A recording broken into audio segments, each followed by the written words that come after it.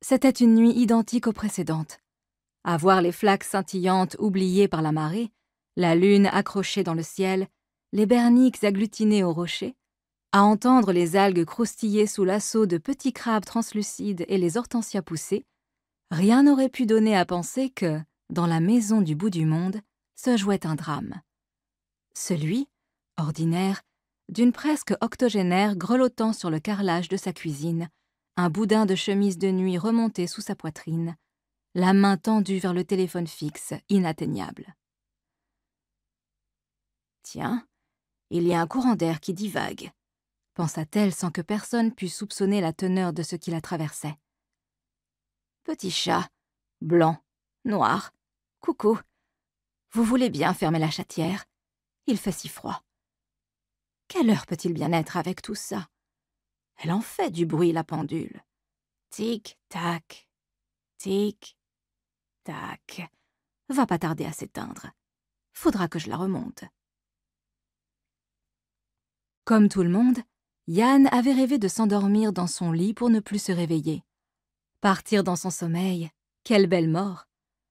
Mais dans son absence de mansuétude, c'est une extinction à petit feu, une agonie lente que la vie avait manifestement inscrite au programme.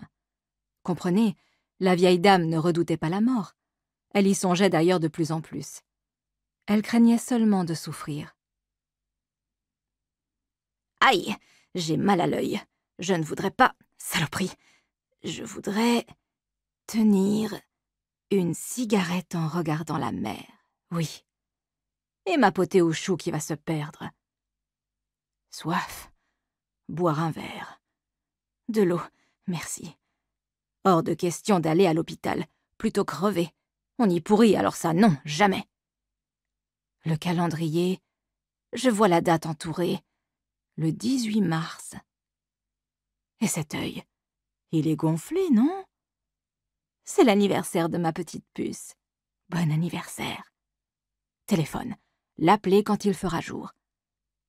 Carole? Nathalie? Martine? Il y a quelqu'un? Oh, s'il vous plaît.